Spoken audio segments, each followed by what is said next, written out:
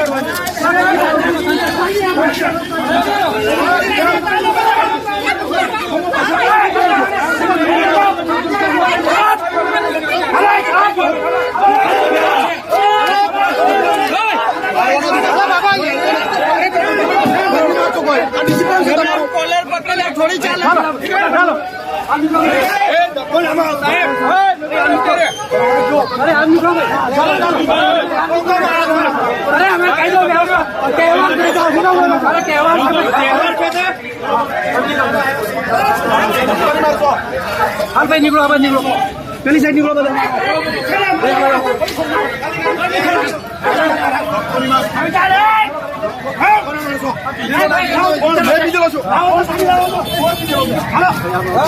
ભાઈ શાંતિથી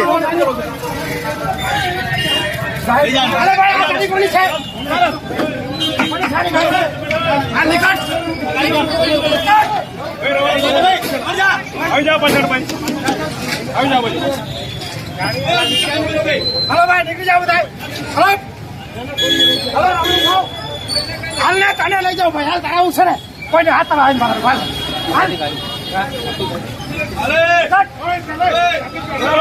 ગાડી કાઢ ભાઈ. કોઈ જતા નહીં.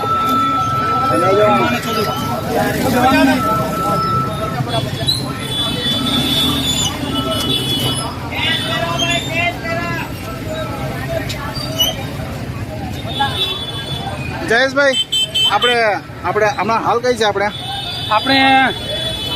રાજપીપળા બોલો બોલો. નાંદોદ તાલુકાના crime branch LCB police station Chaitarbhai Vasava સાહેબને લાવ્યા છે. અને મેં એવું કહું છું જયેશભાઈ, અહીંયા પોલીસ પ્રશાસને કેમ આટલી બધી ગુંડાગીરી ચાલુ કરી? પોલીસ પ્રશાસને આજે વગર કામની અંદર જવા દેતા નહીં અને દરવાજાને તાળા મારી મૂકે છે. ત્યારે અમે આ જન આક્રોશને લઈ અને અંદર જવા માંગતા હતા, તોય છતાં આ લોકો જવા નહીં દેતા. અને અને પબ્લિકની વચ્ચે ફેટાફેટી કરવા માટે પોલીસ લાઠીચાર્જ કરે છે. પોલીસ લાઠીચાર્જ વગર કામની કોઈ કાયદો નહીં એમાં કે પોલીસ લાઠીચાર્જ મારી શકે એમ. અને આ લાઠીચાર્જ કરવામાં આવી રહી છે. આવી તાનાશાહીથી કઈ રીતના દેશ ચાલવાનો છે? અરે આ તો એકલી ગુંડાગર્દી છે. આ એકલી ગુંડાગર્દી છે આ પોલીસ તંત્રની. જાવ ને ઓર્ડરનો પ્રશ્ન છે ભાઈ, નીકળે છે. આ ઉતારને ભાઈ, ઉતાર હું આવ્યો. આમ બી લખી આનંદ ભાઈ. મારું નામ છે. લો એન્ડ ઓર્ડર, મારી પરિસ્થિતિ, આ સિચ્યુએશન મારે હેન્ડલ કરવાની છે. તમે અહીંથી રવાના થાવ. એક જ સવાલ છે મારો, તમને પ્રશ્ન હોય તો જ્યાં પ્રશ્ન કરવાનો એ કરો, બાકી કાયદો વ્યવસ્થા તોડતા નહીં. આ જ મારો વિષય છે. અહીંથી રવાના થઈ જાઓ. આ શું કર્યું તમે? ટોળું ભેગું કરીને હાય હાય નારા લગાડો. કાયદેસરની કાર્યવાહી કરે છે પોલીસ. અહીંથી જાઓ, રવાના થાવ. હવે અહીંથી રવાના કરો. હવે હું કહું છું, તમારે જવું છે. તકલીફ થાય છે, ટ્રાફિક ને અડચણ થાય છે. આ બસ જુઓ, રવાના થયો. તમારે આવું તમારે ભેગા આવું પડશે સર. અમે કઈ કરતા જ નહીં. બરોબર, તો રવાના થાવ. તમે બી અમે બી કઈ નથી. તમે રવાના થાવ. તમારું કામ કરો. અમે એક જ વસ્તુ કઈ રવાના થવા અહીંથી. અમે કઈ કરતા જ નહીં. રવાના થાવ. તમે ખાલી કામ કરો. તમને એટલું જ કહું છું, રવાના થાવ. અહીંયા તમે ટ્રાફિક ને અડચણ કરો છો. હું 3 વખત પોલીસ પછી ગુનો દાખલ કરી દઈશ. સાઈડ પર જતા રહેજો બધા. બધા કે ટ્રાફિક ના થાય એમ કરીને. ચાલો આવાજ હોય. ટ્રાફિક સાઈડ પર જવા દો. ચાલો સાઈડ પર હતા. સાઈડ પર રહેતા હોય. હાલો ભાઈ, રવાના થઈ જાઓ. પબ્લિક દોડા દોડી હાલો હાલો પડી જાવ.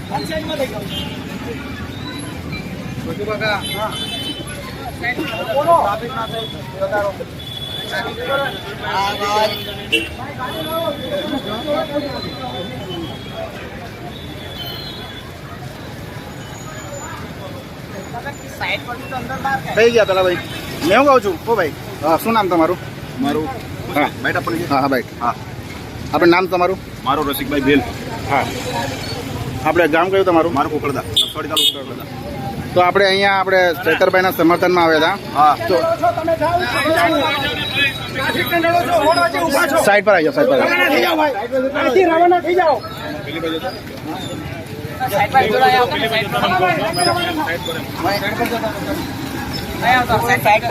પર આવતો ને, સાઈડ પર. હા એ હા કોઈ ટ્રાફિક નહીં કરતા.